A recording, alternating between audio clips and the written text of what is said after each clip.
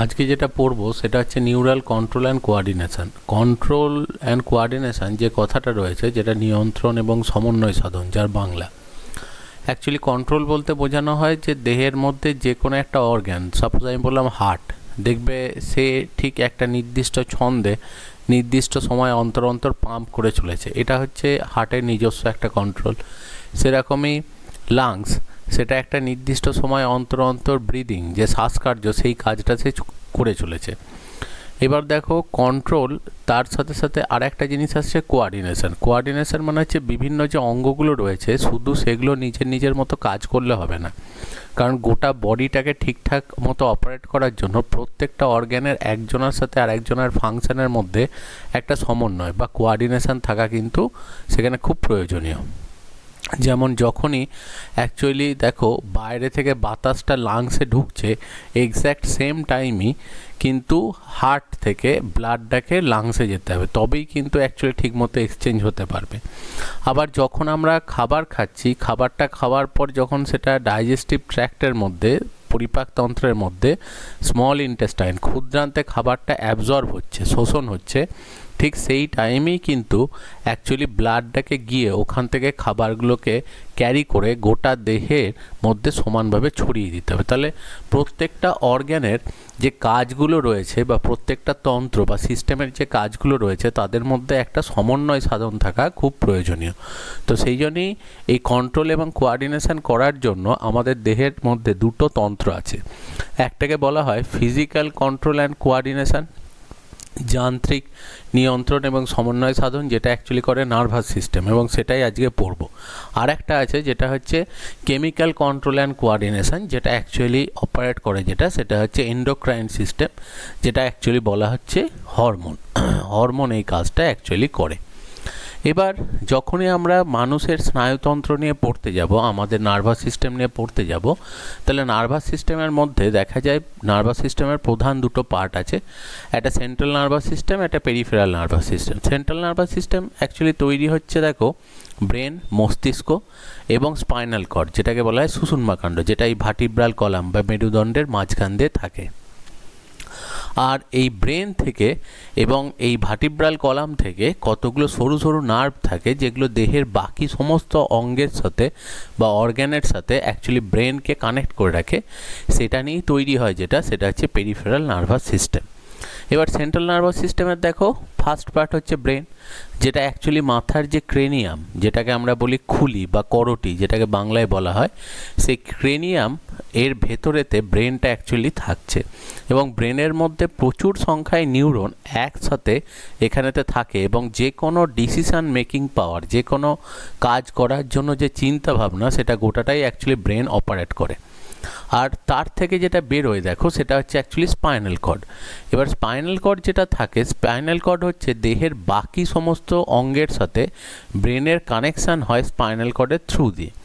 এবার spinal cord actually দেখো আমরা বলছি বটে যে ব্রেন থেকে অ্যাকচুয়ালি স্পাইনাল কর্ডটা বেরিয়েছে, কিন্তু যখন আমাদের দেহের স্ট্রাকচার তৈরি হয় আগে কিন্তু স্পাইনাল কর্ড তৈরি হয়, আগে সুষুম্নাকাণ্ড তৈরি হয়, তারপরে স্পাইনাল কর্ডের সামনের প্রান্তটা অ্যাকচুয়ালি বেড়ে গিয়ে বা স্ফীত হয়ে সেটাই ব্রেন, যেটা সেই স্ট্রাকচারটা তৈরি করে। এবার আসছি peripheral nervous system. Peripheral nervous সিস্টেমে দু রকম টাইপের সেখানেতে নার্ভ আছে। একটা হচ্ছে সেটা হচ্ছে ইফারেন্ট। ইফারেন্ট মানে হচ্ছে যেগুলো কাজ করছে, মানে আমরা যখনই কোনো ইনস্ট্রাকশান দিচ্ছে তখন যে পার্টগুলো অ্যাকচুয়ালি কাজ করে, তো সেই কাজটা করার জন্য যে অ্যাকচুয়ালি নার্ভগুলো ব্রেন থেকে বা স্পাইনাল কর্ড থেকে বেরিয়েছে, সেগুলোকে অ্যাকচুয়ালি বলা হয় সেটা হচ্ছে ইফারেন্ট বা মোটর নিউরন বা মোটর নার্ভ। আর অ্যাফারেন্ট বা সেন্সারি হচ্ছে যারা বাইরে থেকে উদ্দীপনা নিয়ে যায়।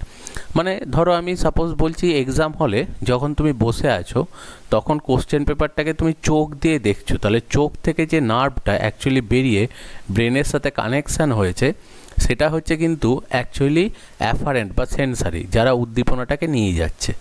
আর এখানেতে ব্রেনে ভাবার পর সেই ইনস্ট্রাকশানটা স্পাইনাল কর্ডের থ্রু দিয়ে তোমার হাতের মাসেলে আসছে যে কি লিখতে হবে, এবং সেই জন্যই তুমি অ্যাকচুয়ালি সেই সময় যেটাই তুমি ভাবছো সেটার অ্যান্সারটা তুমি খাতাতে লিখছো।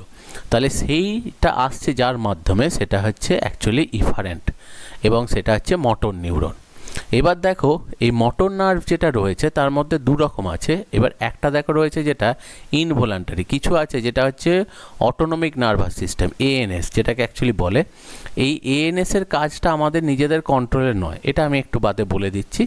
আর অন্যদিকে ওই যে বলছি যে নিজের মতো করে ভেবে যখন আমি লিখছি, আমার হাতের যে মাসেলগুলোর যে মুভমেন্ট, সেই মুভমেন্টটাকে অ্যাকচুয়ালি কন্ট্রোল করছে কে, সেটা হচ্ছে এই যে সোম্যাটিক।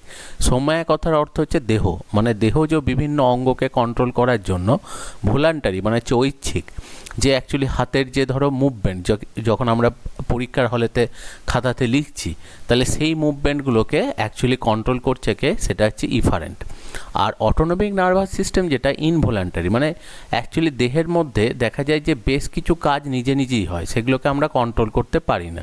যেমন দেখো আমাদের ব্রিদিং, শ্বাসকার্য নিজে নিজেই চলছে, আমাকে মনে করে কিন্তু নিঃশ্বাস নিতে হয় না। হার্টবিট রেট নিজে নিজেই চলছে, খাবার খাওয়ার পর আর কিন্তু আমাদের কোনো কাজ নেই, দেখো ডাইজেস্টিভ সিস্টেম নিজে থেকেই কাজ করছে। এবার অ্যাকচুয়ালি দেখো যে যখনই এই মানে অটোনমিক নার্ভাস সিস্টেম যেটা হয়, এই অটোনমিক নার্ভাস সিস্টেম কিন্তু ব্রেনের কন্ট্রোলে নয়। অটোনমিক নার্ভাস সিস্টেম কি হয়, দেহের বিভিন্ন জায়গায় ব্রেনের মতো অল্প কিছু কিছু করে নিউরন একত্রিত হয়ে তারা ছোট ছোট একটা করে স্ট্রাকচার তৈরি করে, যেগুলোকে বলে গ্যাংলিয়া। এবং সেই গ্যাংলিয়াগুলোই অ্যাকচুয়ালি বিভিন্ন অর্গ্যানের, যারা আর কি অটোনমিক নার্ভাস সিস্টেমের অন্তর্গত, সেই অর্গ্যানগুলোর নিজে থেকে কার্যের যে ছন্দটা বা নিজে থেকে কাজ করার যে রিদিমটা, সেটাকে মেনটেন করে। এবার অটোনমিক নার্ভাস সিস্টেমের দেখো দু রকম টাইপের প্রধান ভাগ হয়, একটা সিম্প্যাথেটিক, একটা প্যারাসিম্প্যাথেটিক। অ্যাকচুয়ালি কি হয়, দেখবে হঠাৎ করে যখন আমরা ভয় পাই, যখন হঠাৎ করে ভয় পায়, দেখবে আমাদের হার্টবিট রেট বেড়ে যায়, অ্যাকচুয়ালি ব্রিদিং রেট বেড়ে যায়, শ্বাসগতি বেড়ে যায়, তো সেটাকে কন্ট্রোল করা হচ্ছে সিম্প্যাথেটিক। কিন্তু তারপরেই যখন আবার আপনার স্বাভাবিক অবস্থায় আসি, যখন সেই ভয়ের ব্যাপারটা কেটে যায়, তখন দেখা যায় আবার হার্টবিট রেটটা নর্মাল অবস্থায় চলে আসে বা ব্রিদিং রেটটা নর্মাল অবস্থায় চলে আসে। তো প্যারাসিম্প্যাথেটিক যে নার্ভ, সেটা অ্যাকচুয়ালি কী করে, সেই জিনিসটাকে আবার নর্মাল অবস্থায় আনে। তাহলে অ্যাকচুয়ালি দেখো সিম্প্যাথেটিক যেটা করছে সেটা হচ্ছে যে হার্টবিট রেট বা ব্রিদিং রেটটাকে বাড়াচ্ছে, আর প্যারাসিম্প্যাথেটিক যেটা হচ্ছে সেটাকে আবার নর্মাল অবস্থায় নিয়ে আসছে। তাহলে অটোনমিক নার্ভাস সিস্টেম এই দুটো কাজই করছে। আর দেখা যায় যে অটোনমিক নার্ভাস সিস্টেমের আরেকটা রোল আছে কোথায়, সেটা হচ্ছে এন্টেরিক রিজিয়নে। এন্টেরিক মানে হচ্ছে পরিপাকতন্ত্র। ওই যে আমি বললাম যে দেখো যখন আমরা খাবার খাচ্ছি, নিজে থেকেই খাবারটা পরপর অ্যাকচুয়ালি স্টেপ ওয়াইজ ডাইজেস্ট হচ্ছে, তাহলে সেই জিনিসটাও অ্যাকচুয়ালি অটোনমিক নার্ভাস সিস্টেমের থ্রু দিয়েই কন্ট্রোল হচ্ছে, এবং সেটা দেখো এন্টেরিক বা ডাইজেস্টিভ সিস্টেমে কাজ করছে। তাহলে এই হচ্ছে অ্যাকচুয়ালি যে নার্ভাস সিস্টেমের যে পার্ট। এর মধ্যে যে বক্সগুলো অ্যাকচুয়ালি দেখো ব্লু কালারে করা আছে, সেইটা গোটাটাই কন্ট্রোল হয় কিন্তু ব্রেন দিয়ে। আর অন্যদিকে দেখা যায় যেগুলো হোয়াইট কালারের করা আছে, মানে এই জিনিসগুলোতে ব্রেনের একটু হলেও কন্ট্রোল আছে। আর অন্যদিকে যেগুলো হোয়াইট পার্ট যেগুলো রয়েছে, সেগুলো মেনলি অ্যাকচুয়ালি এগুলো গোটাটাই কন্ট্রোল করে, যেটা সেটা হচ্ছে গ্যাংলিয়া। যে ছোট ছোট ব্রেনের মতো স্ট্রাকচার গোটা বডির মধ্যেতে ছড়িয়ে থাকে, কিন্তু ব্রেনেতে যেমন প্রচুর সংখ্যায় সেল থাকে বলে আকারটা অনেক বড় হয়, এগুলোর আকারগুলো খুব ছোট ছোট হয়। তো এইগুলোকে অ্যাকচুয়ালি বলে গ্যাংলিয়া। তো এই সমস্ত সিম্প্যাথেটিক প্যারাসিম্প্যাথেটিক ফাংশন যেগুলো, সেগুলোকে অ্যাকচুয়ালি কন্ট্রোল করে, যেটা সেটা হচ্ছে গ্যাংলিয়া। নেক্সট আমরা চলে আসছি যেটা, সেটা হচ্ছে স্ট্রাকচার অফ নিউরন, অর্থাৎ নিউরনের যে স্ট্রাকচার, সেটা সম্পর্কে আমরা একটু পড়ব। এবার নিউরনের যে স্ট্রাকচার রয়েছে, দেখো নিউরনের মধ্যে যেটা থাকে সেটা হচ্ছে একটা সেল বডি আছে, একটা কোষ দেহ আছে, এবং তার থেকে কিছু এক্সটেনশান আছে, কিছু প্রবর্ধক আছে। এবার এই এক্সটেনশানগুলোর মধ্যে একটা এক্সটেনশান একটু বড় হয়, অনেকটা লম্বা, এইটাকে অ্যাকচুয়ালি বলে যেটা, সেটা হচ্ছে অ্যাক্সন। আর অন্যদিকে ছোট ছোট বেশ কিছু অ্যাকচুয়ালি অংশ রয়েছে, যেগুলোকে অ্যাকচুয়ালি বলা হয় এই এক্সটেনশানগুলোকে ডেনড্রন। এবার ডেনড্রন আবার দেখা যায় ফার্দার ব্রাঞ্চিংয়ে চলে যায়, সেইগুলোকে অ্যাকচুয়ালি বলে যেটা, সেটা হচ্ছে ডেনড্রাইট। যেমন এই পেছনের ছবিটাতে দেখলেও দেখো এইগুলো ডেনড্রনগুলো, তো এইগুলো হচ্ছে অ্যাকচুয়ালি ডেনড্রনের যে ব্রাঞ্চিং যেগুলো, সেগুলো হচ্ছে ডেনড্রাইট। আর ডেনড্রাইট থেকে আবার কিছু কিছু অংশ এরকম বেরোয়, যেগুলোকে বলা হয় ডেনড্রাইটিক স্পাইন, যেগুলো থ্রু দিয়ে আগের কোনো একটা নিউরন থেকে অ্যাকচুয়ালি নার্ভ ইম্পালস গৃহীত হয়। এগুলো আমরা পড়বো দেখো পরে আরও। তো জেনারেলি যেটা হয় যে নার্ভ, যে কোনো নিউরন অ্যাকচুয়ালি নার্ভের যেটা ইউনিট, যে নিউরন একটা যে সেল, সেই নিউরনের সেল যদি আমরা দেখি তাহলে সেখানে দেখা যায় যে অ্যাকচুয়ালি নার্ভ ইম্পালসটা সবসময় ইউনিডিরেকশনাল হয়, মানে নার্ভ ইম্পালসটা সবসময় দেখা যায় ডেনড্রন দিয়ে এটা ঢোকে, তারপর আসে সেল বডিতে, তারপর এটা অ্যাকশনের থ্রু দিয়ে নেক্সট নিউরনেতে এটা আবার চলে যাবে, আবার সেটার ডেনড্রন দিয়ে রিসিভ হবে, সেটা সেল বডিতে আসবে, দিয়ে সেটা অ্যাকশন দিয়ে সেটা আবার অন্যদিকে চলে যাবে। এইভাবেই কিন্তু অ্যাকচুয়ালি একটা নিউরন থেকে একটা নিউরনের মধ্যে নার্ভ ইম্পালসগুলো যায়। এবার যখনই নার্ভ ইম্পালসগুলো যায় তাহলে অ্যাকচুয়ালি দেখো যে মানে যে কোনো ইম্পালস রিসিভ বা যে কোনো একটা উদ্দীপনা গ্রহণের অঙ্গ যেটা, সেটা হচ্ছে ডেনড্রন। এবার যেরকম দেখবে আমাদের ক্ষেত্রে হয় যে আমরা যে কোনো জিনিস দেখবে সবার প্রথম কী করি, কানে হয়তো শুনলাম কোনো একটা কথা, কানে হয়তো শুনলাম, তো ঠিক সেরকমই ধরে নিতে পারো যে নিউরনের কান যেটা, সেটা হচ্ছে এই ডেনড্রনগুলো। এগুলো দিয়ে সে আশপাশ থেকে যে বিভিন্ন স্টিমুলেশন বা উদ্দীপনাগুলো আসছে সেগুলোকে সে গ্রহণ করছে। এবার জিনিসগুলো শোনার পর বা দেখার পর দেখবে আমরা কি করি, নিজের মাথা দিয়ে ভাবি, ঠিক সেরকমই যখন ইম্পালসগুলো চারদিক থেকে আসছে সেটা এসে অ্যাকচুয়ালি জমছে কোথায়, সেটা হচ্ছে এই যেটা সেল বডি, সেটা এই সেল বডিটাই ব্রেনের মতো কাজ করে, যে অ্যাকচুয়ালি এই যে ইম্পালসগুলো আসছে এটা রেসপেক্টে কি করা উচিত, যে স্টিমুলেশন নেক্সট নিউরনকে পাঠানো উচিত কি উচিত নয় সেটা ডিসাইড করে যেটা, সেটা হচ্ছে সেল বডি। এবার সেল বডি যদি বোঝে যে হ্যাঁ এটাকে অ্যাকচুয়ালি পাঠানো উচিত, তবেই কিন্তু একমাত্র সে অ্যাকশনের থ্রু দিয়ে এই স্টিমুলেশনটা পাঠায় নেক্সট নিউরনে, এবং যখন পাঠাতে যায় সেটা অ্যাকচুয়ালি অ্যাকশনের থ্রু দিয়ে যায়। এবং এই যাবার রাস্তাতে যেহেতু এই অ্যাকশনটা অনেকটা লম্বা হয়, এই যাবার রাস্তাতে কোনোভাবে যাতে ইম্পালস কোথাও নষ্ট না হয়ে যায় সেই জন্য দেখা যায় ওপরে একটা ফ্যাটের এরকম আস্তরণ তৈরি হয়, যেটাকে বলা হয় মায়েলিন সিদ। এই যে দেখো এই যে নিউরনের মধ্যে অ্যাকশন যেটা রয়েছে তাকে কভার করে দেখো চারপাশের একটা কভারিং রয়েছে, এবং দেখো সেই রোল করে থাকার মতো একটা স্ট্রাকচার এখানে তৈরি হয়েছে। তো এটা কি বলছে, অ্যাকচুয়ালি মায়েলিন সিদ, যেটা একটা প্রোটেক্টিভ কভারিং মতো, যেটা অ্যাকচুয়ালি উদ্দীপনা বা স্টিমুলেশন যাতে কোনোভাবে যাবার রাস্তায় এটা নষ্ট না হয় সেই জন্য এটা হেল্প করে। এবার যখনই এটা একদম লাস্ট পার্টে যায় সেখানেতে দেখো যে ওই অ্যাকশনটা গিয়ে কতগুলো ব্রাঞ্চিংয়ে ভাগ হয়ে যাচ্ছে।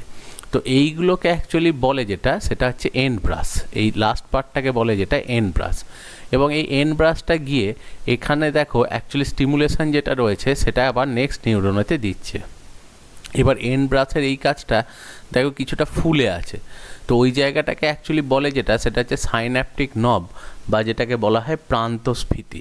অ্যাকচুয়ালি কি হয়, একদম এই লাস্ট পার্ট যেটা রয়েছে, এই লাস্ট পার্টেতে উদ্দীপনা আসার পর এইখানেতে দেখা যায় কিছু নিউরো ট্রান্সমিটার থাকে, যেমন অ্যাসিটাইল কোলিন বলে একটা নিউরো ট্রান্সমিটার থাকে।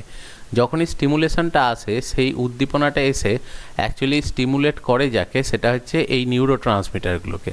এবং যখনই নিউরো ট্রান্সমিটারগুলোকে স্টিমুলেট করছে এই নিউরো ট্রান্সমিটারগুলো বাইরের দিকে বেরিয়ে আসে, এবং নেক্সট যে নিউরন রয়েছে, এই নেক্সট যে নিউরন তার যে ডেনড্রনের যে ব্রাঞ্চ ডেনড্রাইট, সেখানেতে কিছু দেখা যায় যে ওই রকম নিউরো ট্রান্সমিটারের কিছু রিসেপ্টার থাকে বা গ্রাহক অঙ্গ থাকে। যখনই এখান থেকে ওই অ্যাসিটাইল কোলিন নিউরো ট্রান্সমিটারগুলো সিক্রিট হয়, সেগুলো পরের এখানেতে এসে যেই বাইন্ড করে সঙ্গে সঙ্গে দেখা যায় অ্যাকচুয়ালি স্টিমুলেশনটা নেক্সট নিউরনটাতে শিফট হয়ে যায়, এবং এই নিউরনটা তখন আবার উদ্দীপিত হওয়ার পর, স্টিমুলেটেড হওয়ার পর সে আবার নার্ভ ইম্পালসটাকে ক্যারি করে হয়তো পরের নিউরনটাতে নিয়ে যায়, সে আবার তার পরের নিউরনটা। তো এইভাবেই অ্যাকচুয়ালি স্টিমুলেশনটা যাতায়াত করে। এবার সবার প্রথম এর তাহলে দেখো তিনটে স্ট্রাকচার রয়েছে, যে নিউরন তিনটে পার্ট নিয়ে তৈরি, একটা হচ্ছে সেল বডি, সেকেন্ড হচ্ছে অ্যাকশন, আর থার্ড হচ্ছে ডেনড্রন। ঠিক আছে, তাহলে এই তিনটে পার্ট নিয়ে তৈরি। এবার এক একটা করে পার্টকে নিয়ে আমরা পড়ব। সবার প্রথম যেটা আসছে সেল বডি বা সাইটন, মানে যেটা অ্যাকচুয়ালি নিউরনের প্রথম পার্ট, সেল বডি বা সাইটন। এবার নিউরনের যে সেল বডি বা সাইটন যেটা রয়েছে, এটা একটা আদর্শ কোষে যেরকম গঠন থাকা উচিত সব স্ট্রাকচারই কিন্তু এতে থাকে। এবার অ্যাকচুয়ালি সবার প্রথম এর বাইরেতে একটা সেল মেমব্রেন আছে। এবার সেল মেমব্রেন, নিউরনের সেল মেমব্রেনের একটা স্পেশাল নাম আছে, এটাকে বলা হয় নিউরিলেমা। অন্যদিকে সাইটোপ্লাজম আছে, এবং এটাকেও বলা হয় নিউরিপ্লাজম, নিউরনের সাইটোপ্লাজম যেটা রয়েছে। এছাড়াও রয়েছে যেটা নিজেল গ্র্যানিউস। এটা একটা খুব ইম্পর্ট্যান্ট একটা জিনিস, যে নিজেল গ্র্যানিউস হচ্ছে একমাত্র মানে এবার নিউরন ছাড়া আর কোথাও কিন্তু পাওয়া যায় না। নিজেল গ্র্যানিউলস কিছুই নয়, সেটা হচ্ছে রাফ এন্ডোপ্লাজমিক রেটিকুলামের ছোট ছোট পার্ট। যেটা হয় রাফ এন্ডোপ্লাজমিক রেটিকুলাম যেটা করে জেনারেলি রাফ এন্ডোপ্লাজমিক রেটিকুলাম এরকম পাউচের মতো হয়। তো এবং এই rough endoplasmic reticulum protein synthesis করে। এবার দেখবে যে ওই যে নিউরো ট্রান্সমিটার, যেটা একটু আগেই বললাম যে নিউরো ট্রান্সমিটার যেগুলো সিক্রেট হয়, যেমন অ্যাসিটাইল কোলিন একটা নিউরো ট্রান্সমিটার যেটা নেক্সট নিউরনকে স্টিমুলেট করবে। দেখো ওই নিউরো ট্রান্সমিটারগুলো তো সবসময়ই দরকার লাগে অল্প করে, তার মানে প্রচুর নিউরো ট্রান্সমিটার অ্যাকচুয়ালি তৈরি হতে হয়, মানে অ্যাসিটাইল কোলিন প্রচুর পরিমাণে তৈরি হতে হয়। তাহলে ওই কেমিক্যালগুলো তৈরি করার জন্য যে এনজাইম, সেই এনজাইমগুলো সব তৈরি হবে কোথায়? সেটা রাফ এন্ডোপ্লাজমিক রেটিকুলামে। এবার রাফ এন্ডোপ্লাজমিক রেটিকুলাম যাতে আরও বেশি পরিমাণে থাকতে পারে সেই জন্যই রাফ এন্ডোপ্লাজমিক রেটিকুলামগুলো ছোটো ছোটো টুকরোতে ভেঙে যায়। আর যখনই অ্যাকচুয়ালি ওই ছোটো ছোটো টুকরোতে রাফ এন্ডোপ্লাজমিক রেটিকুলামগুলো ভেঙে যায় তখনই সেই জিনিসগুলোরই অ্যাকচুয়ালি নাম দেওয়া হয়, যেটা সেটা হচ্ছে নিজেল গ্র্যানিউল এবং নিজেল দানা। এবং নিজেল গ্র্যানিউল যেটা করে, নিজেল গ্র্যানিউলের অ্যাকচুয়ালি কাজ হচ্ছে যেটা, সেটা হচ্ছে প্রোটিন সিনথেসিস করা, যে প্রোটিনগুলো অ্যাকচুয়ালি অ্যাসিটাইল কোলিন তৈরি করতে কাজে লাগবে। বেশ, এরপর হচ্ছে নিউরোফাইব্রিল, যে অ্যাকচুয়ালি সেল বডি যেটা রয়েছে সেল বডির মধ্যে দিয়ে প্রচুর নিউরোফাইব্রিল মানে সরু সরু সুতোর মতো কিছু স্ট্রাকচার থাকে। এই যে দেখাচ্ছে এইগুলো হচ্ছে নিউরোফাইব্রিল। এই নিউরোফাইব্রিলগুলো তৈরি হয় যেটা, সেটা একদম ডেনড্রন থেকে, এবং ডেনড্রন থেকে শুরু হয়ে এটা সেল বডির মধ্যে দিয়ে ওটা অ্যাকচুয়ালি গিয়ে যাবে যে রাস্তা দিয়ে, সেটা হচ্ছে অ্যাকশনের মধ্যে, এবং শেষ হবে একদম পুরোপুরি যেখানেতে ওই এন্ড ব্রাশটা তৈরি হচ্ছে সেইখানেতে। তার মানে এখানে ধরে নিতে পারো যে এই যে মাইক্রোটিউবিউল যেগুলো, এগুলো স্টিমুলেশান বা উদ্দীপনা সেটা যাওয়ার রাস্তা, মানে ওর মাধ্যমেই স্টিমুলেশান যেটা সেটা যায়। তো ওটাকেই অ্যাকচুয়ালি বলা হয় যেটা, সেটা হচ্ছে নিউরোফাইব্রিল। অন্যদিকে দেখো যেটা রয়েছে একদম সেন্টারেতে, সেটা হচ্ছে নিউক্লিয়াস। এই মাঝেতে যেটা রয়েছে খুব সুগঠিত নিউক্লিয়াস থাকে, গলগি বডিস থাকে, কারণ অ্যাকচুয়ালি প্রোটিন যেটা তৈরি হয় সেটা হচ্ছে রাফ এন্ডোপ্লাজমিক রেটিকুলাম, কিন্তু প্রোটিন সক্রিয় বা অ্যাক্টিভেট হয় যেটা, সেটা হচ্ছে গলগি বডিস। সেই জন্য গলগি বডিস প্রচুর পরিমাণে থাকে এদের মধ্যে। অন্যদিকে মাইটোকন্ড্রিয়া, যেহেতু প্রচুর শক্তির প্রয়োজন হয়, কাজ করার জন্য প্রচুর শক্তির প্রয়োজন হয়, সেই জন্য মাইটোকন্ড্রিয়া প্রচুর থাকে। এবং সেন্ট্রোজোম, আগে মনে করা হতো যে যেহেতু নিউরন অ্যাকচুয়ালি সেল ডিভিশনে যায় না, সেই জন্য কী হয় ওদের সেন্ট্রোজোম বোধহয় থাকে না, কিন্তু পরে ইলেকট্রন মাইক্রোস্কোপ আবিষ্কার হওয়ার পর অ্যাকচুয়ালি জানা গেছে যে ওদের সেন্ট্রোজোম থাকে, কিন্তু সেটা অ্যাকচুয়ালি নিউক্লিয়াসের খুব কাছেতে থাকে এবং নিষ্ক্রিয় অবস্থায় থাকে, আকৃতিতে সাধারণ কোষের সেন্ট্রোজোমের তুলনায় অনেক ছোট হয়। তো এইটাই হচ্ছে সেল বডি যেটা রয়েছে তার স্ট্রাকচারগুলো। অন্যদিকে দেখো সেলুলার এক্সটেনশন, মানে সেলের যে প্রবর্ধক যেগুলো রয়েছে, কোষ থেকে যে প্রবর্ধিত যে অংশগুলো রয়েছে সেগুলো দেখো দুরকম হয়, একটা হচ্ছে অ্যাকশন আর দেখো ডেনড্রন। অ্যাকশন জেনারেলি সংখ্যায় একটাই থাকে, আর ডেনড্রনের সংখ্যাটা কিন্তু অনেক বেশি হয়। এবার সবার প্রথম পড়ছে যেটা, সেটা হচ্ছে অ্যাকশন। এবার দেখবে যে ডেনড্রন যেগুলো তৈরি হয়েছে সেগুলো চারপাশ থেকে দেখবে প্রত্যেকটা ডেনড্রন থেকেই বেশ কয়েকটা করে করে অ্যাকচুয়ালি ওই মাইক্রোফিলামেন্ট বা মাইক্রোটিউবিউল যেগুলোকে বলা হচ্ছিল, সেই মাইক্রোটিউবিউলগুলো তৈরি হয়, এবং সেই মাইক্রোটিউবিউলগুলো তৈরি হয়ে সব এসে এই পথটাতে আসছে, এবং দেখো গোটা জায়গাটা দিয়ে এই যে এইগুলো হচ্ছে নিউরোফাইব্রিল, এইগুলোই মাইক্রোটিউবিউল, এগুলো অ্যাকশনের মধ্যে দিয়ে একসাথে আসে। তাহলে ঠিক যেখানটাতে দেখো অ্যাকশনটা অরিজিন করছে সেই জায়গাটাতে দেখা যায় যে চারপাশ থেকে মাইক্রোটিউবিউলগুলো আসার জন্য দেখো এখানটা একটা ব্রাশের মতো দেখতে লাগে, যে চারপাশ থেকে এসে দেখো যে এসে ওটা একটা ব্রাশের মতো বা অনেক সময় বলা হয় ঝাঁটার মতো দেখতে লাগে, যে চারপাশ থেকে দেখো এই জিনিসগুলো এসেছে, মানে মাইক্রোটিউবিউলগুলো এসে এক জায়গায় এখানে ইউনাইটেড হচ্ছে। ওই পোর্শনটাকে অ্যাকচুয়ালি বলে যেটা, সেটা হচ্ছে অ্যাকশন হিলক, বা অনেক ক্ষেত্রে ওটাকে বলা হয় অ্যাকশন হিল্ক। অ্যাকচুয়ালি অ্যাকশন হিলক যেটা, এই অ্যাকশন হিলকে যেটা হয় সেটা হচ্ছে চারপাশ থেকে যত স্টিমুলেশন আসে, যত উদ্দীপনা আসে, সেটা এখানে এসে একসঙ্গে যোগ হয়, বা যেটাকে অ্যাকচুয়ালি বলা হয় স্টিমুলেশানগুলোর সামেশান হয়, এবং সামেশান হওয়ার পর অ্যাকচুয়ালি ডিটারমাইন হয় যে স্টিমুলেশানটাকে কি নেক্সট অ্যাকচুয়ালি স্টেজে তো ওটাকে নিয়ে যাওয়া হবে কি হবে না, মানে এখানেতে সামেশান হওয়ার পরই অ্যাকচুয়ালি সেল বডি ডিসাইড করে যে এটাকে আদৌ নেক্সট নিউরনে পাঠানোর প্রয়োজন আছে কি নেই। তো সেই জন্যই অ্যাকচুয়ালি অ্যাকশন হিলক খুব ইম্পর্ট্যান্ট একটা স্ট্রাকচার, এবং সেখানকার কাজ হচ্ছে যেটা, সেটা হচ্ছে স্টিমুলেশন সামেশান, যে উদ্দীপনাগুলো একত্রীভূত করা। নেক্সট হচ্ছে যেটা, সেটা হচ্ছে অ্যাক্সোলেমা। ঠিক অ্যাক্সনের ভেতরে অ্যাকচুয়ালি যে সাইটোপ্লাজম থাকে এটাকে বলা হয় অ্যাক্সোপ্লাজম, এবং অ্যাক্সোপ্লাজমকে কভার করে একটা পাতলা মেমব্রেন থাকে, যে মেমব্রেনের ওপরই অ্যাকচুয়ালি এই মায়োলিন সিদ যেটা, সেই মায়োলিন সিদটা অ্যাকচুয়ালি থাকে। আর একটু আগেই আমরা পড়লাম যে দেখবে নিউরনের ওপর দিয়ে নিউরিলেমা স্ট্রাকচারটা থাকে। নিউরিলেমা স্ট্রাকচারটা এখানে তো সেল বডির ওপর দিয়েই আছে, কিন্তু যখন এই অ্যাকশনের এখানে আসে তখন দেখা যায় যে এইটা অ্যাকচুয়ালি একদম এই মায়োলিন সিদ যেটা রয়েছে তার বাইরে দিয়ে আস্তরণ হিসেবে এটা থাকে। মানে অ্যাকচুয়ালি সেল বডির কভারিংটা কিন্তু থাকছে যেটা, সেই সেলের কভারিংটা থাকছে একদম মায়োলিন সিদের বাইরে দিয়ে। তো সেই জন্য বাইরে থেকে ভেতরের দিকে যদি ঢুকতে যায় অ্যাকশনের ক্ষেত্রে, সবার প্রথম পাবো যেটা, সেটা হচ্ছে নিউরিলেমা। তারপর যেটা পাচ্ছি দেখো, সেটা হচ্ছে এই মায়োলিন সিদ, এইটা মায়োলিন সিদের এই ফ্যাটের কভারিংগুলো। তারপর যেটা পাবো সেটা হচ্ছে অ্যাক্সোলেমা, অ্যাক্সনের কভারিং। তারপরে এর ভেতরে অ্যাকশনের যে সাইটোপ্লাজম যেটাকে বলা হয় অ্যাক্সোপ্লাজম, এবং অ্যাক্সোপ্লাজমের মধ্যেতে প্রচুর পরিমাণে যেটা থাকে সেটা হচ্ছে অ্যাকচুয়ালি নিউরোফাইব্রিল, যেগুলো উদ্দীপনাগুলো বা স্টিমুলেশনগুলোকে অ্যাকচুয়ালি প্রত্যেকটা ব্রাঞ্চ থেকে নিয়ে একদম শেষ অবধি আসছে। তো এটাই হচ্ছে দেখো অ্যাকচুয়ালি অ্যাক্সোলেমা স্ট্রাকচার। অ্যাক্সোলেমার ভেতরে যে সাইটোপ্লাজমটা থাকে এটাকে বলা হয় অ্যাক্সোপ্লাজম, এবং অ্যাক্সোপ্লাজমের মধ্যে প্রচুর পরিমাণে যেমন মাইক্রোটিউবিউল থাকে সেরকম প্রচুর পরিমাণে মাইটোকন্ড্রিয়া থাকে, এবং ছোট ছোট অনেক ভেসিকেল থাকে, যে ভেসিকেলগুলো অ্যাকচুয়ালি নিজেল গ্র্যানিউল থেকে যে এনজাইমগুলো তৈরি হয় সেই এনজাইমগুলোকে অ্যাকচুয়ালি ট্রান্সপোর্ট করে আস্তে আস্তে নিয়ে আসে কোথায়, সেটা হচ্ছে অ্যাকশনের একদম লাস্ট পার্টে, এবং ওখানেতেই অ্যাসিটাইল কোলিন যেগুলো সেগুলো তৈরি হয়। এটা হচ্ছে ব্যাপার।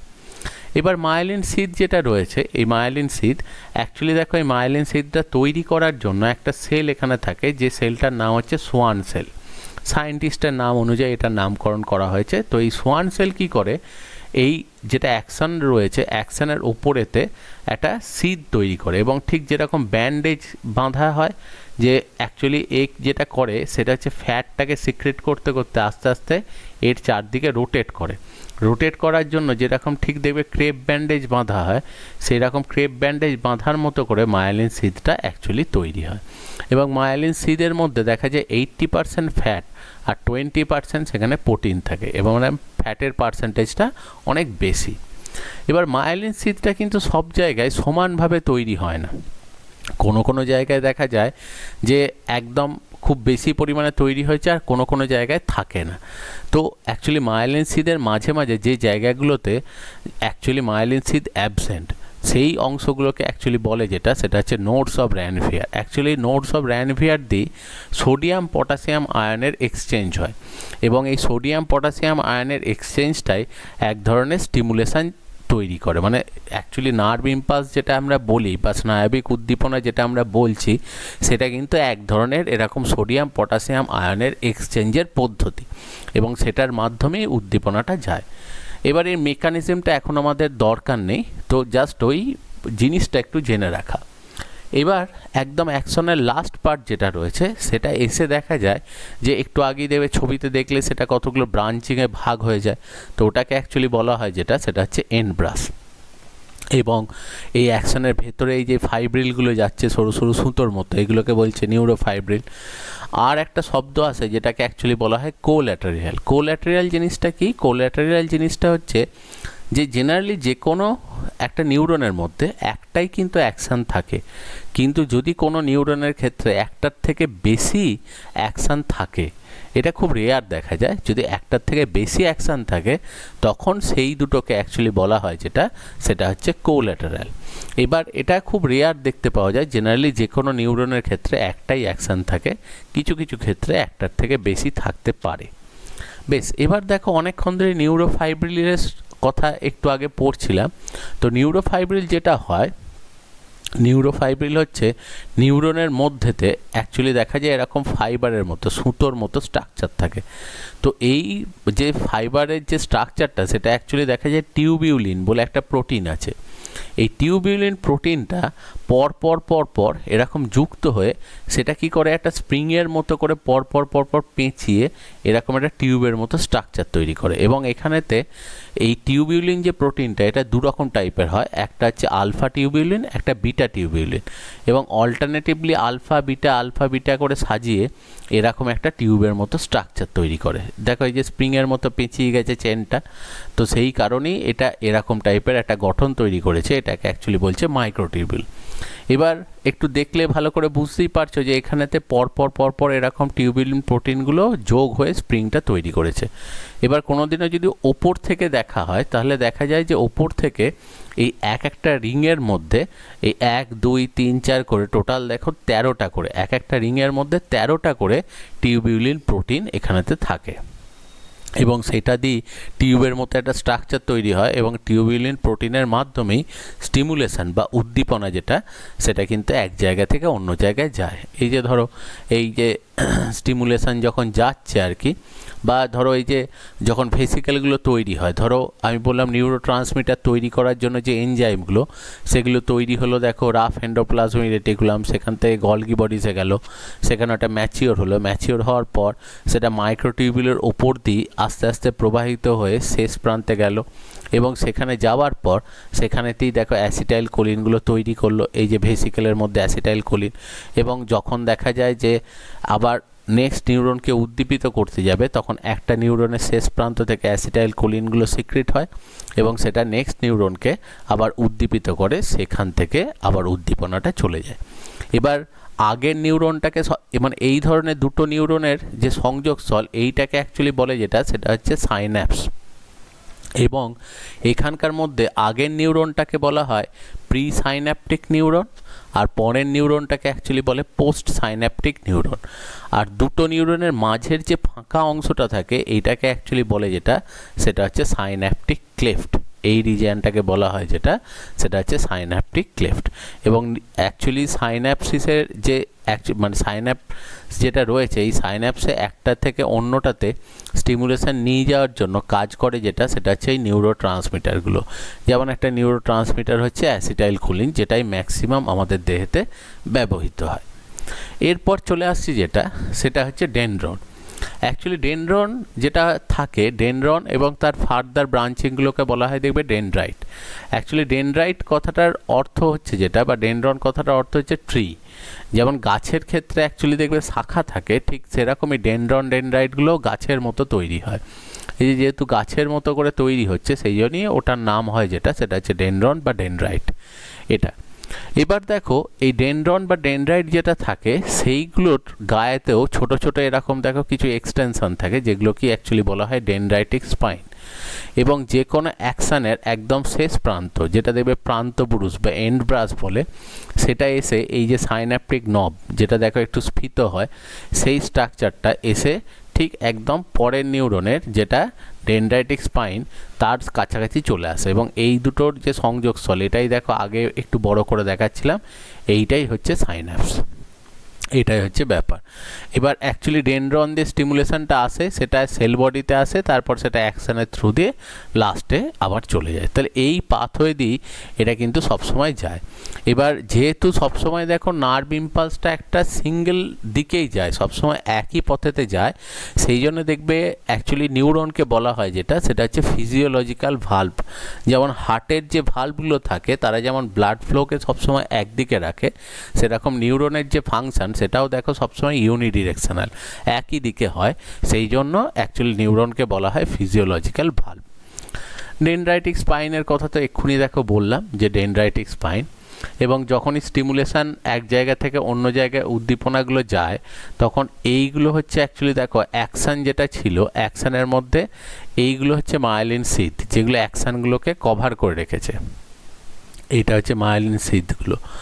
আর এই মাঝে মাঝে যে ফাঁকা জায়গাগুলো আছে এইগুলো কি বলা হয় অ্যাকচুয়ালি নোডস অফ র্যানফিয়ার, যেগুলোই দেখো ওই যে এখানেতে ওই যে প্লাস মাইনাস সিম্বল দিয়েছে, এই জায়গা দিয়েই অ্যাকচুয়ালি সোডিয়াম পটাশিয়াম আয়নের এক্সচেঞ্জ হয়, এবং যেটাই ইম্পালসের ক্ষেত্রে সহায়তা করে। বেশ, এরপর যেটা আমরা আসছি সেটা হচ্ছে দেখো ডেনড্রনের ওপরে বেস করে নিউরনকে একটা ক্লাসিফাই করা হয় যে বিভিন্ন টাইপের নিউরন হয়। যেমন দেখো প্রথম একটা জিনিস হচ্ছে যে অ্যানাক্সনিক নিউরন। দেখো এই স্ট্রাকচারটা দেখলে বুঝতে পারছো যে সেল বডি থেকে যে এক্সটেনশনগুলো তৈরি হয়েছে, এই এক্সটেনশনগুলোর মধ্যে কোনোটারই কিন্তু আকার বড় নয়, সবকটাই সমান আকারের। তার মানে সবকটা কি দেখো ডেনড্রন মনে হচ্ছে, এখানে অ্যাকশন যে স্ট্রাকচারটা সেটা খুঁজে পাওয়া যাচ্ছে না। অ্যাকচুয়ালি কি হয়, যখন নিউরন, মানে এটা নর্মালি দেখতে পাওয়া যায় না, এটা দেখতে পাওয়া যায় যখন অ্যাকচুয়ালি কোনো নিউরন ডেভেলপড হতে যায়, তখন সবার প্রথমে এরকম স্ট্রাকচার তৈরি হয়। যেহেতু এখানে দেখো অ্যাকশন বলে আলাদা কোনো জিনিসকে বোঝা যাচ্ছে না, সেই জন্য এই ধরনের নিউরনকে বলা হয় অ্যানাক্সনিক নিউরন। এবার এদের থেকে কোনো একটা পার্ট এক্সটেন্ড হয়ে যাবে, কোনো একটা আকারে বৃদ্ধিপ্রাপ্ত হয়ে যাবে এবং সেটাই অ্যাকশন হিসেবে তখন সেটা কাজ করবে। অন্যদিকে দেখো ইউনিপোলার নিউরন। ইউনিপোলার নিউরনটা একটু আলাদা টাইপের। ইউনিপোলার নিউরনটা কীরকম টাইপের? ইউনিপোলার নিউরনটা হচ্ছে যেটা, সেটা হচ্ছে অ্যাকচুয়ালি ধরো এইটা হচ্ছে ডেনড্রন। ডেনড্রন থেকে ইউনিপোলার নিউরনে যেটা হয় সেটা হচ্ছে ডাইরেক্টলি দেখো অ্যাকশনটা তৈরি হয়েছে এবং অ্যাকশনটা এসে লাস্টে গিয়ে আবার দেখো ব্রাঞ্চ তৈরি করেছে। আর সেল বডি যেটা, সেটা দেখো অ্যাকশনের মাঝে একটা জায়গায় সাইডে রয়েছে। তার মানে সেল বডিটাকে কী করেছে, সাইডে সরিয়ে দিয়েছে। এবার যদি আমরা ভাবতে যাই যে কেন এরকম টাইপের হয়েছে, তার কারণটা হচ্ছে যখনই সেল বডিটা মাঝে থাকবে তাহলে স্টিমুলেশনটা আসার পরই সবার প্রথম যেটা হয়, সেল বডি অ্যাকচুয়ালি ডিসাইড করে যে ওই উদ্দীপনাটাকে আদৌ নেক্সট মানে অ্যাকশনের থ্রু দিয়ে ওটাকে নিয়ে যাবে কিনা। এবার দেখো যেটা হয় সেটা হচ্ছে আমাদের দেহের জেনারেলি যে নিউরনগুলো থাকে, যেমন দেখবে সামনেতে কোনো একটা গ্লাস ধরো আছে, সেটাকে যখন আমরা ধরতে যাই সবার প্রথম চোখ দিয়ে ওটাকে দেখছি। তাহলে একটা সেন্সারি নিউরন আছে যে অ্যাকচুয়ালি উদ্দীপনাটা চোখ থেকে নিয়ে যাচ্ছে, যেটা সেটা হচ্ছে ব্রেনেতে। ব্রেনের মধ্যেতে আমরা ওটা ভাবি যে ওটা কীভাবে, মানে অ্যাকচুয়ালি কীভাবে ওই গ্লাসটাকে আমরা ধরবো, এবং তারপরে সেই ইনস্ট্রাকশনটা অ্যাকচুয়ালি পাঠানো হয় কোথায়, সেটা হচ্ছে মোটর নিউরনে, এবং মোটর নিউরনের থ্রু দিয়ে ওটা যায় যেটা, সেটা হচ্ছে হাতের মাসেলে, এবং গ্লাসটাকে আমরা ধরি। এবার এখান থেকে অ্যাকচুয়ালি যেটা দেখো চোখ থেকে ব্রেনেতে যেটা নিয়ে আসছে, এটাকে অ্যাকচুয়ালি বলা হয় সেন্সারি নিউরন। দেখো ব্রেনের যে নিউরনটা আছে এটাকে অ্যাকচুয়ালি বলা হয় ইন্টার নিউরন, আর অন্যদিকে দেখবে যেটা অ্যাকচুয়ালি হাতের মাসেলের সাথে কানেক্টেড ওটাকে বলা হয় মোটর নিউরন। এবার সেন্সারি নিউরন যেটা দেখো অ্যাকচুয়ালি সেন্স করছে, যে কোনো জিনিস যেটা আমরা বাইরে থেকে সেন্স করছি সেটা সবসময় ব্রেনেতে ডাইরেক্টলি যাওয়া উচিত, এবং ব্রেন ডিসাইড করবে যে ওই জিনিসটার রেসপেক্টে কাজ করা উচিত কি উচিত নয়। তো সেই জন্য সেন্সারি নিউরনগুলো সবসময় হয় যেটা, সেটা হচ্ছে এই টাইপের ইউনিপোলার নিউরন টাইপের হয়, যাতে সেন্সারি নিউরনগুলো যখনই উদ্দীপনাটা নিয়ে যাচ্ছে যাতে এখানকার সেল বডি কোনো ডিসিশান না নেয়, কারণ এই সেল বডিটাই কী করেছে দেখো সাইড করে দিয়েছে, যাতে যে কোনো স্টিমুলেশন গ্রহণ হওয়ার পর ডাইরেক্টলি ওটা কিন্তু চলে যাবে যেটা, সেটা হচ্ছে সেন্ট্রাল নার্ভাস সিস্টেমে। এবার সেন্ট্রাল নার্ভাস সিস্টেম ডিসাইড করবে যে ওটার রেসপেক্টে কী কাজ করা উচিত। এবার সেইটা অনুযায়ী মোটর নিউরন সেটার ইনস্ট্রাকশান অ্যাকচুয়ালি পাবে সেন্ট্রাল নার্ভাস সিস্টেমের কাছ থেকে। এবার দেখো সেল বডি তো রাখতে হবে, কারণ সেল বডি, নিউক্লিয়াস, সেল অর্গানিল না থাকলে তো এই কোষটাই নষ্ট হয়ে যাবে। তাহলে সেই জন্য সেল বডিটা আছে, কিন্তু সেটাকে কোথায় রাখা রয়েছে, সাইডে রাখা রয়েছে, যাতে এটা কোনো রকম প্রেফারেন্স না পায় যে ডিসিশান নেওয়া। তাহলে এই ধরনের নিউরনকে অ্যাকচুয়ালি বলা হয় যেটা, সেটা হচ্ছে ইউনিপোলার নিউরন। কারণ দেখে মনে হচ্ছে দেখো মানে অ্যাকচুয়ালি সেল বডির একটা সাইড থেকেই ব্রাঞ্চ বেরিয়েছে এবং সেখান থেকে এরকম এক্সটেনশনটা তৈরি হয়েছে, তো এটাকে অ্যাকচুয়ালি বলছে ইউনিপোলার। বাইপোলার মনে হচ্ছে যেখানে একটাই ডেনড্রন একটাই অ্যাকশন থাকবে, সেইটাকে অ্যাকচুয়ালি বলা হয় যেটা, সেটা হচ্ছে বাইপোলার নিউরন। এবং এই যে স্ট্রাকচারটা রয়েছে বাইপোলার নিউরন, যেটা বলা হচ্ছে যে একটা ডেনড্রন এবং একটা অ্যাকশন আছে, এটা দেহের মধ্যে দেখা যায় মেনলি অলফ্যাক্টরি নার্ভ, মানে ঘ্রাণ, যেটা আমরা দেখবে স্মেলিংয়ের জন্য হেল্প করে, সেইটা কাজ করে এখানেতে। আর অন্যদিকে মাল্টিপোলার নিউরন যেগুলো নর্মাল নিউরন, যেটা আমরা পড়ি আমাদের দেহের মধ্যে ম্যাক্সিমাম থাকে, এবং মেনলি মোটর নিউরন যেটা থাকে সেইটা হচ্ছে অ্যাকচুয়ালি কিন্তু যেটা আমরা বলে থাকি দেখবে মাল্টিপোলার নিউরন। আরেকটা জিনিস একটু খেয়াল করো, সেটা হচ্ছে সেন্সারি নিউরন আর মোটর নিউরন দুজনকারই মধ্যে কিন্তু দেখো মায়োলিন সিদ আছে, কিন্তু ইন্টার নিউরন বা সেন্ট্রাল নার্ভাস সিস্টেমের যে নিউরন তাদের কিন্তু মায়োলিন সিদ থাকে না, কারণ অ্যাকচুয়ালি সেন্সারি নিউরন আর মোটর নিউরনগুলো অনেকটা করে লম্বা হয়। কিন্তু সেই জন্য ওদের যাতে ইম্পালস কোনোভাবে নষ্ট না হয় সেই জন্য ওখানেতে কিন্তু মায়োলিন সিদটা থাকে। কিন্তু ইন্টারনিউরন যে অংশটা থাকে, ইন্টারনিউরনেতে অ্যাকচুয়ালি যেহেতু এদের ইন্টারনিউরনগুলো খুব একটা বড় হয় না, মানে ওদের অ্যাকশানের লেন্থ খুব একটা বেশি হয় না, তো সেই কারণেই দেখা যায় যে এই নিউরনগুলোর মাঝে কিন্তু মায়োলিন সিদ থাকে না। এবার মায়োলিন সিদের যে কালার, সেই কালারটা হচ্ছে অ্যাকচুয়ালি হোয়াইট। এবার যেহেতু ফ্যাট নেচারের, তো সেই কারণে দেখা যায় যে নিউরনগুলো বা যে পোর্শনেতে এই মায়োলিন সিদ যুক্ত নিউরনগুলো থাকে, মানে যে অ্যাকচুয়ালি ব্রেনের বলো বা স্পাইনাল কর্ডের বলো, যেই জায়গাগুলোতে এরকম মায়োলিনেটেড নিউরন থাকবে, মানে মায়োলিন এরকম সিদ যুক্ত নিউরনগুলো থাকবে, সেই জায়গাগুলোকে সাদা রঙের দেখতে লাগে। আর যেখানেতে মায়োলিন সিদ থাকবে না, যে নিউরনগুলোতে মায়োলিন সিদ নেই, সেই জায়গাগুলোকে অ্যাকচুয়ালি হোয়াইট কালারের দেখতে লাগে না, সেগুলোকে দেখা যায় অ্যাকচুয়ালি গ্রে কালারের, মানে যেহেতু এখানে মায়োলিন সিদটা সেই পোর্শনটাতে নেই, এইটা হচ্ছে ব্যাপার। এবং এই মায়োলিন সিদ দেখো, তার মানে সেন্সারি নিউরন মোটর নিউরনে আছে, ইন্টার নিউরনের মধ্যে কিন্তু সেটা নেই। বেশ, এরপর যেটা রয়েছে দেখো, সেটা হচ্ছে সাইন্যাপস, যেটা একটু আগেই দেখো বলছিলাম। তো সাইন্যাপসের কথা যখনই আসে দেখো, সেখানেতে ওই যে একটু আগেই এটাও বলছিলাম যে প্রি সাইন্যাপটিক নিউরন আর post synaptic neuron. Pre synaptic হচ্ছে আগের নিউরনটা, পোস্ট সাইন্যাপটিক হচ্ছে পরের নিউরনটা। এবং যখনই কোনো স্টিমুলেশান আসে আগের প্রি সাইন্যাপটিক নিউরন থেকে, ওটা আসছে যেটা, সেটা পরের নিউরনে পোস্ট সাইন্যাপটিক নিউরন। এবার যখনই দেখো আগের নিউরন থেকে স্টিমুলেশান আসে, সেখানেতে দেখা যায় যে ক্যালসিয়াম আয়নও এখানে প্রবেশ করে, এবং ক্যালসিয়াম আয়নটা খুব ইম্পর্ট্যান্ট একটা রোল প্লে করে স্টিমুলেশানকে এক জায়গা থেকে আরেক জায়গায় আনার জন্য। এবার এখানেতে দেখবে এই কাজটা করার জন্য মাইটোকন্ড্রিয়াও খুব হেল্প করে। এবার যখনই ক্যালসিয়াম এখানে আসে, দেখা যায় যে এখানে ক্যালমোডিউলিন বলে একটা প্রোটিন আছে, সেই প্রোটিনটা অ্যাক্টিভেটেড হয়, এবং এই ক্যালসিয়াম এর সাথে এই ক্যালমোডিউলিন, এই যে দেখো এই যে স্ট্রাকচারটা দেখাচ্ছে, এরা একসাথে এসে এই ভেসিক্যালগুলোর গায়েতে বাইন্ড করে, এবং ভেসিক্যালগুলোকে ধীরে ধীরে ঠেলে ঠেলে বাইরের দিকে বার করে দেয়, এবং এর ভেতরে যে অ্যাসিটাইল কোলিন যে নিউরো ট্রান্সমিটারগুলো আছে, সেগুলো বাইরের দিকে বেরিয়ে চলে আসে। আর এখানেতে কিছু দেখো অ্যাসিটাইল কোলিন রিসেপ্টার আছে, এই রিসেপ্টারগুলোর গায়েতে যখনই এই অ্যাসিটাইল কোলিনগুলো বাইন্ড করে, সঙ্গে সঙ্গে এই রিসেপ্টার যে চ্যানেল যেগুলো রয়েছে এগুলো খুলে যায়, আর এগুলো খুললেই প্রচুর পরিমাণে সোডিয়াম আয়ন নেক্সট নিউরনেতে ঢুকে যায়, এবং এটাই অ্যাকচুয়ালি একটা স্টিমুলেশন জেনারেট করে, একটা উদ্দীপনা জেনারেট করে, যেটাই পরের নিউরনটা অর্থাৎ পোস্ট সাইন্যাপটিক নিউরনটাকে অ্যাকচুয়ালি স্টিমুলেট করে, এবং সে দেখা যায় যে আবার উদ্দীপনাটাকে পরবর্তী নিউরনের দিকে নিয়ে চলে যায়। তাহলে দুটো নিউরনের মাঝের যে সংযোগ, সেইটাকেই অ্যাকচুয়ালি বলে যেটা, সেটা হচ্ছে নার্ভ সাইন্যাপস। এবং এই নার্ভ সাইন্যাপসে একটা নিউরন থেকে অন্য নিউরনেতে ইম্পালসটাকে নিয়ে যেতে যারা হেল্প করে তাদের নাম হচ্ছে নিউরো ট্রান্সমিটার, এবং এই নিউরো ট্রান্সমিটার একটা উদাহরণ যেটা, সেটা হচ্ছে অ্যাসিটাইল কোলিন, যেটা উদ্দীপনাটাকে নিয়ে যায়।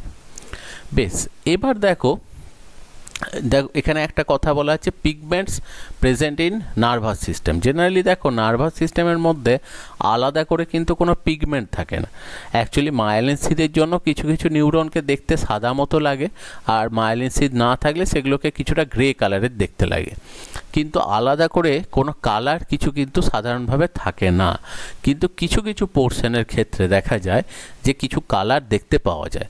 যেমন ব্রেনেতে, মেনলি মিড ব্রেনের অ্যাকচুয়ালি একটা পোর্শন আছে আমাদের মস্তিষ্কের, যেটা অ্যাকচুয়ালি সাবস্ট্যান্সিয়া নায়াগ্রা যার নাম, যেটা মেলানিন, মানে যে পোর্শনটাতে মেলানিন পাওয়া যায়, এই পোর্শনটাতে অ্যাকচুয়ালি মেলানিন দেখতে পাওয়া যায়। তার মানে ব্রেনের একটা পার্ট, একমাত্র পার্ট বলা যেতে পারে যেখানে মেলানিন পাওয়া যায়, সেটা হচ্ছে মিড ব্রেনের সাবস্ট্যান্সিয়া নায়াগ্রা।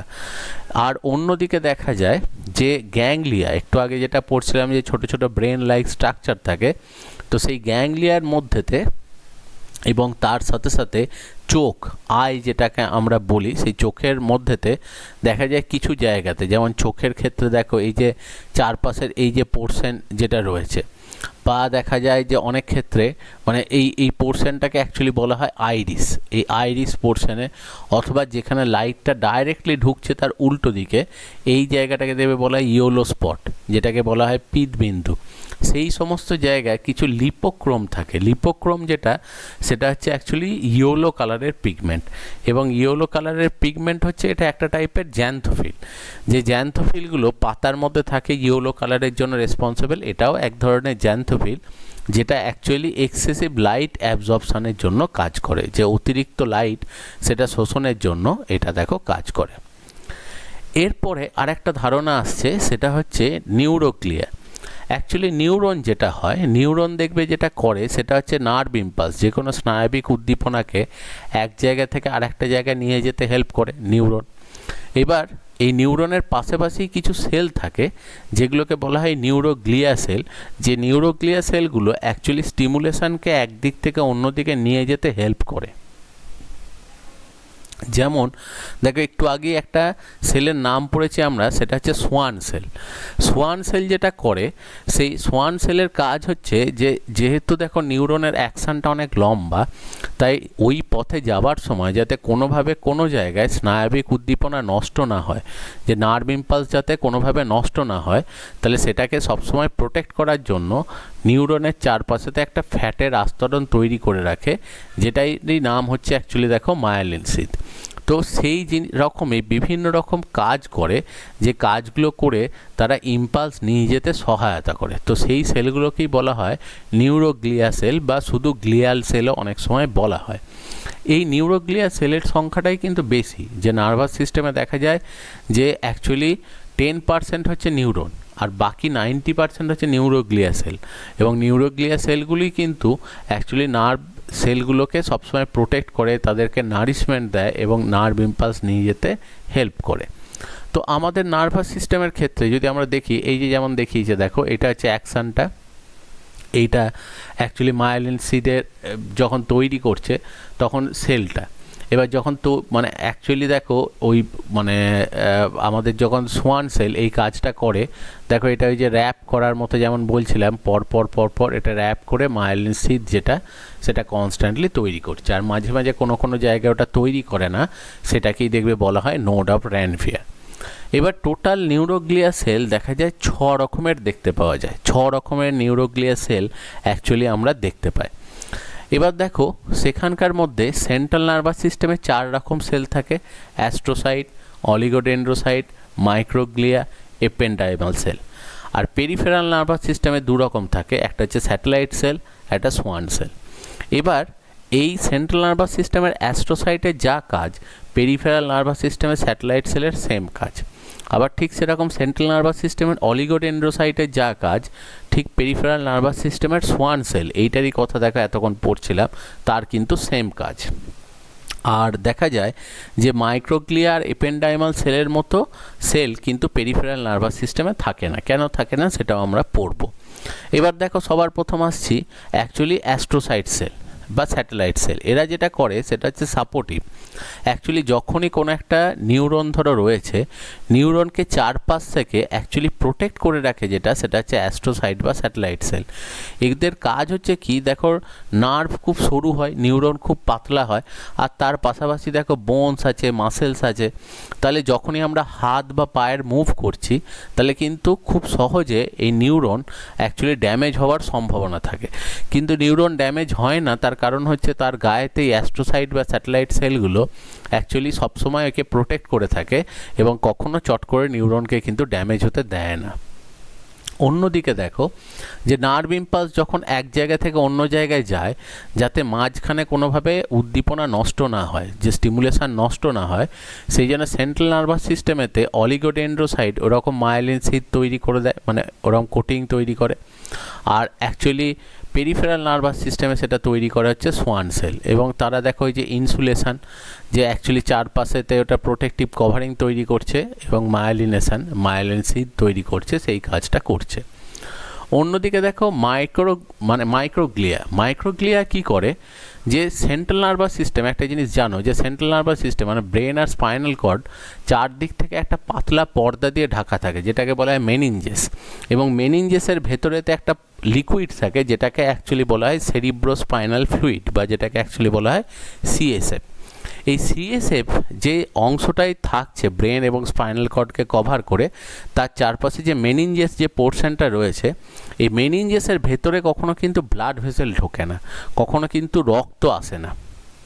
সবসময় যেটা হয় মেনিনজেসের আউটার সারফেস দিয়ে ব্লাড ভেসেল থাকে, কিন্তু অ্যাকচুয়ালি সেন্ট্রাল নার্ভাস সিস্টেমটা পুরোটাই থাকে যেটা, সেটা হচ্ছে সিএসএফের মধ্যে, সেরিব্রোস্পাইনাল ফ্লুইডের মধ্যে ভাসমান অবস্থায়। তাহলে যেহেতু সেরিব্রোস্পাইনাল ফ্লুইডের সাথে দেখো ব্লাডের ডাইরেক্ট কোনো কানেকশান নেই, তাহলে যদি কোনো প্যাথোজেন ব্লাড থেকে সেরিব্রোস্পাইনাল ফ্লুইডে ঢুকে যায়, তাহলে যেহেতু সেখানে ডাব্লিউবিসি নেই, তাহলে সেই প্যাথোজেনটাকে ডেস্ট্রয় করবে কে? সেই প্যাথোজেনটাকে ডেস্ট্রয় করার জন্য অ্যাকচুয়ালি মাইক্রোগ্লিয়া বলে কিছু সেল সিএসএফের মধ্যে থাকে এবং তারাই প্যাথোজেনকে ডেস্ট্রয় করে। আর ওই যে অ্যাকচুয়ালি সেন্ট্রাল নার্ভাস সিস্টেম যেটা রয়েছে, সেই সেন্ট্রাল নার্ভাস সিস্টেমকে চারপাশেতে ওই যে সিএসএফ যেটা তৈরি হয়েছে, সেই সিএসএফটা অ্যাকচুয়ালি কি ব্লাড থেকেই কিন্তু ব্লাড প্লাজমাটা সেপারেট হয়ে সিএসএফটাকে তৈরি করে। তো অ্যাকচুয়ালি ব্লাড প্লাজমা থেকে যে সিএসএফটা তৈরি হয় সেইটাতে হেল্প করে যেটা, সেটা হচ্ছে এপেনডাইমাল সেল। এপেনডাইমাল সেল সবসময় কি করে, সেটা হচ্ছে প্লাজমা থেকে নিউট্রিশনের সাথে প্লাজমাটাকে ব্লাড থেকে আলাদা করে সেটাকে অ্যাকচুয়ালি সেন্ট্রাল নার্ভাস সিস্টেমের পাশেতে সেটাকে প্রবেশ করিয়ে দেয়, সেটাকে ঢুকিয়ে দেয় এবং সেখান থেকেই তৈরি করে যেটা, সেটা হচ্ছে সিএসএফ, সেরিব্রোস্পাইনাল ফ্লুইড যেটাকে বলা হচ্ছে। তো এইগুলোই অ্যাকচুয়ালি দেখো কিছু নিউরোগ্লিয়া সেল যেগুলো অ্যাকচুয়ালি নিউরনকে তার নার্ভ ইম্পালস ঠিকমতো নিয়ে যাওয়ার জন্য হেল্প করছে। বেশ, তাহলে এটা গেল যেটা, সেটা হচ্ছে দেখো নার্ভাস সিস্টেমের একটা জেনারেল আইডিয়া, সাধারণ একটা আইডিয়া যে নার্ভাস সিস্টেমের যে বেসিক যে স্ট্রাকচারগুলো রয়েছে সেটা। এবার নার্ভাস সিস্টেমের আর একটা খুব ইম্পর্ট্যান্ট রোল সম্পর্কে পড়বো, যেটাকে অ্যাকচুয়ালি বলা হয় রিফ্লেক্স অ্যাকশান, যেটাকে আমরা বলে থাকি দেখবে বাংলায় প্রতিবর্ধক ক্রিয়া। রিফ্লেক্স অ্যাকশান বলতে যেটা বোঝানো হয় যে হঠাৎ করে দেখবে যেটা হয় যে হঠাৎ করে পায়ের তলায় কোনো পিন ফুটলে আমরা পাটা তুলে নিই, বা চোখের সামনে কোনো একটা আলো জ্বললে চোখের পাতাটা বন্ধ করে নিই। এই যে জিনিসগুলো, যে নিজের অ্যাকচুয়ালি ইচ্ছার হঠাৎ করে কোনো একটা কাজ যখন আমাদের ঘটে, তখন দেখা যায় যে কোনো কিছু ভাবার আগেই ওই কাজটার রেসপেক্টে একটা কাজ আমরা করে ফেলছি। তো সেই জিনিসটাকেই বলছে যেটা, সেটা হচ্ছে রিফ্লেক্স অ্যাকশান বা প্রতিবর্ধক ক্রিয়া। এই রিফ্লেক্স অ্যাকশান যেটা আমরা অ্যাকচুয়ালি করি, বা দেখবে ফুটবল খেলার সময় যেরকম হয় বা ক্রিকেট খেলার সময় যেগুলো হয়, সেগুলো যে সবই কিন্তু রিফ্লেক্স, যে ঠিক যেই সময় বলটা আসছে ঠিক সেই সময় অ্যাকচুয়ালি ব্যাটসম্যান কিন্তু তার ব্যাটটার মুভ করছে। তো এই জিনিসগুলোই গোটাটা কন্ট্রোল করে যেটা, সেটা হচ্ছে রিফ্লেক্স অ্যাকশান। এবার রিফ্লেক্স অ্যাকশান নিয়ে সবার প্রথম যে বিজ্ঞানী কথা বলেন সেটা হচ্ছে স্টিফেন হ্যালিস। তো স্টিফেন হ্যালিস অ্যাকচুয়ালি দেখেন যে ব্যাঙের ক্ষেত্রে তার ঘাড়ের কাছে তিনি যেটা করেছিলেন যে একটা ব্যাঙ নিয়ে তার ঘাড়ের কাছেতে স্পাইনাল কর্ডের সাথে ব্রেনের সংযোগটাকে বিচ্ছিন্ন করে দেন। এবার বিচ্ছিন্ন করে দিয়ে তিনি খেয়াল করেন যে তারপরেও যখন ব্যাঙের পায়ের মাসেলগুলোতে টাচ করা হচ্ছে একটা পিন দিয়ে, তখন দেখা যাচ্ছে মাসেলগুলো কন্ট্র্যাক্ট করছে। তখন তার মাথায় আসে যে ব্রেনের সঙ্গে সংযোগ তো বিচ্ছিন্ন, তাহলে মাসেলে যখন আমি টাচ করছি, স্টিমুলেশান দিচ্ছি, তাহলে মাসেলটা কন্ট্র্যাক্ট করছে, তাহলে দেখো নিশ্চয়ই স্পাইনাল কর্ড নিজেই কিছুটা হলেও মাসেল কন্ট্রাকশানের জন্য রেসপন্সিবল। এবং সেইটা থেকেই বোঝা যায় যে অ্যাকচুয়ালি রিফ্লেক্স অ্যাকশান যেটা, সেই রিফ্লেক্স অ্যাকশান জিনিসটা গোটাটাই মেনটেন করে যেটা, সেটা কিন্তু স্পাইনাল কর্ড, সেটা কিন্তু ব্রেন কন্ট্রোল করে না। কারণ ব্রেন অবধি স্টিমুলেশান গিয়ে সেখান থেকে ইনস্ট্রাকশান আস্তে আস্তে কিছু কাজের ক্ষেত্রে অনেক দেরি হয়ে যেতে পারে। সেই জন্য কিছু কাজকে ডাইরেক্টলি শুধুমাত্র স্পাইনাল কর্ডের থ্রু দিয়ে জিনিসটাকে অপারেট করায়। তো ওই জিনিসটা কি বলছে, রিফ্লেক্স অ্যাকশান। আর রিফ্লেক্স আর্ক বলতে বোঝানো হয় যে অ্যাকচুয়ালি প্রতিবর্ত পথ, যে রাস্তাটায় বা যে পাথটা দিয়ে রিফ্লেক্স অ্যাকশানটা কাজ করে। তাহলে রিফ্লেক্স অ্যাকশান কাজ করবে কি করে, ধরো সেখানেতে কোনো একটা, ধরো সামনেতে একটা প্লেট রয়েছে, তো প্লেটটা যখনই তুমি তুলতে যাচ্ছ, তাহলে স্বাভাবিকভাবেই দেখো স্টিমুলেশানটা অ্যাকচুয়ালি হাত থেকে, দেখো এটা যাচ্ছে কোথায়, ধরো আমি সাপোজ বললাম যে তুমি হয়তো কোনো একটা প্লেট বা কিছুতে হাত দিতে যাচ্ছ, কিন্তু দেখা যাচ্ছে যে এটা হয়তো কোনো খুব গরম কোনো একটা পাত্র। এবার তুমি যখনই হাত দিলে, তাহলে গরম জিনিসটা, সেটা স্টিমুলেশানটা দেখো অ্যাকচুয়ালি গেল নার্ভ ইম্পালসটা, এবং সেটা গিয়ে দেখো অ্যাকচুয়ালি স্পাইনাল কর্ডেতে গেল। স্পাইনাল কর্ড থেকে এখানেতে মাসেলে ইনস্ট্রাকশান এলো, মাসেলটা যেই কন্ট্র্যাক্ট করলো, সঙ্গে সঙ্গে তুমি দেখো হাতটা ওখান থেকে সরিয়ে নিলে বা হাতটা তুলে নিলে। তো এই কাজটাই, এইটাই হচ্ছে অ্যাকচুয়ালি রিফ্লেক্স আর্ক, যে রিফ্লেক্স অ্যাকশানের পাথওয়ে যেটা দিয়ে রিফ্লেক্স অ্যাকশানটা কাজ করলো। এবং রিফ্লেক্স অ্যাকশন নিয়ে আরেকজন সায়েন্টিস্টের পরীক্ষা খুব বিখ্যাত, সেটা হচ্ছে প্যাভলভের পরীক্ষা। অ্যাকচুয়ালি প্যাভলভ একটা এক্সপেরিমেন্ট করে, যে আগেকার দিনে মনে করা হতো যে আমরা যা কিছু রিফ্লেক্স অ্যাকশান যেগুলো আমরা দেখি সেটা কিন্তু একদম সব কিছুই ছোটোবেলা থেকে আমাদের দেহের মধ্যে আছে, এবং যত বয়স বাড়ে তত রিফ্লেক্স অ্যাকশান আস্তে আস্তে তাদের প্রকাশগুলো বাড়তে থাকে। যেমন চোখের মানে সামনেতে জোর আলো পড়লে চোখের পাতাটা বন্ধ করে, এটা একটা ছোটো ছেলের ক্ষেত্রেও হয়, কাউকে শেখাতে হয় না। আবার দেখো পায়ের তলায় পেন ফুটলে পাটা তুলে নেয়, এটা ছোটো ছেলের ক্ষেত্রেও হয়। তাহলে এবং এটা শেখাতে হয় না, এগুলো সব কিছুই কিন্তু দেখো অ্যাকচুয়ালি ইনবর্ন। তো আগে একটা সময় মনে করা হতো যে সব কিছুই ইনবর্ন হয়, অ্যাকোয়ার্ড রিফ্লেক্স অ্যাকশান বলে কিছু হয় না, মানে কোনো কিছু আমরা অর্জন করতে পারি না। কিন্তু প্যাভলভ সবার প্রথম একটা এক্সপেরিমেন্ট করে, সেটা হচ্ছে কুকুর নিয়ে, এবং সেটা দিয়ে তিনি প্রমাণ করেন যে না, সত্যি করেই অ্যাকচুয়ালি কিছু রিফ্লেক্স আছে যেগুলোকে আমরা অর্জন করি। তো জন্ম থেকে যে রিফ্লেক্স অ্যাকশানগুলোকে আমরা পাই, মানে যেগুলো জন্ম থেকেই পাচ্ছি, সেগুলোকে অ্যাকচুয়ালি বলা হয় সেটা হচ্ছে আনকন্ডিশনড রিফ্লেক্স অ্যাকশান। আর যেগুলোকে আমরা অর্জন করি সেগুলোকে বলা হচ্ছে সেটা হচ্ছে কন্ডিশনড রিফ্লেক্স অ্যাকশান। এবার কন্ডিশনড রিফ্লেক্স অ্যাকশান যেগুলো রয়েছে সেইটা সবার প্রথম প্যাভলভই দেখায়। কিভাবে তিনি এক্সপেরিমেন্টটা করেন, তিনি একটা কুকুর নিয়ে দেখেন যে তার সামনে যখন খাবার রাখা হচ্ছে তখন দেখা যাচ্ছে যে তার লালাক্ষরণ হচ্ছে, আর যখন দেখা যাচ্ছে যে ওর সামনেতে কোনো একটা বেল বাজানো হচ্ছে তখন দেখা যাচ্ছে বেলের আওয়াজে ও অ্যালার্ট হচ্ছে। যেমন আমাদের কানের কাছেও দেখবে কোনো আওয়াজ হলে আমরা একটু সজাগ হই যে কিসের আওয়াজ হলো। তো ঠিক সেরকম অ্যাকচুয়ালি তাহলে এক খাবারের রেসপেক্টে ওর যেটা রিফ্লেক্স অ্যাকশান সেটা হচ্ছে ইনবর্ন রিফ্লেক্স সেটা হচ্ছে স্যালিভেশন, লালাক্ষরণ হওয়া। আর অন্যদিকে বেলের রেসপেক্টে ওর যেটা মানে অ্যাকচুয়ালি ইনবর্ন রিফ্লেক্স সেটা হচ্ছে অ্যালার্ট হওয়া। এবার কি এরপর থেকে যেটা করলেন যে যখনই উনি কুকুরটাকে খাবার দিতে যান আর কি, সবার প্রথম বেল বাজাতে শুরু করেন। বেল বাজানোর পর দেখা যায় যে কুকুরটা অ্যালার্ট হয়। এবার বেল বাজানোর পর তাকে খাবারটা দেয়, এবং যখন খাবারটা সে খাচ্ছে তখনও দেখা যায় কিছুটা সময় তাকে বেলটা বাজানো হয়। তাহলে কিছুদিন বাদে এইভাবে অভ্যেস করতে করতে তার দেখো এমন একটা পরিস্থিতি তৈরি হয় যে বেলের আওয়াজ শুনলেই সে মোটামুটি আন্দাজ করতে পারে যে বেল বাজানো হচ্ছে, মানে এরপর তাকে কিন্তু খাবার দেয়া হবে। তো কিছুদিন বাদে দেখা যায় এমন সেই কুকুরের ক্ষেত্রে তৈরি হয় যে যখনই বেল বাজানো হচ্ছে তখনই দেখা যাচ্ছে তার লালাক্ষরণ শুরু হয়ে যাচ্ছে। কিন্তু অ্যাকচুয়ালি দেখো সাধারণভাবে জন্মগতভাবে তার যেটা রিফ্লেক্স ছিল বা তার যেটা প্রতিবর্ত ছিল সেটা হচ্ছে বেল বাজালে সে অ্যাকচুয়ালি অ্যালার্ট হতো, কিন্তু এখন যেটা হচ্ছে বেল বাজালে সে অ্যালার্টও হচ্ছে, আবার বেল বাজালে তার স্যালিভেশনও হচ্ছে, অর্থাৎ লালাক্ষরণও হচ্ছে। তাহলে বেল বাজালে অ্যালার্ট হওয়া এটা কিন্তু তার জন্মগত আনকন্ডিশনড রিফ্লেক্স অ্যাকশান, কিন্তু বেল বাজালে যে লালাক্ষরণ হওয়া সেইটা কিন্তু সে অ্যাকোয়ার্ড, মানে সে কিন্তু এটা নতুন করে তৈরি হলো, এবং সেটা কিন্তু শুধুমাত্র যে কুকুরের ক্ষেত্রে তৈরি করা হয়েছে তার ক্ষেত্রেই অ্যাপ্লিকেবল। এমন নয় যে বেল বাজানো হলেই বাকি সমস্ত কুকুরের ক্ষেত্রে এই ঘটনাটা ঘটে।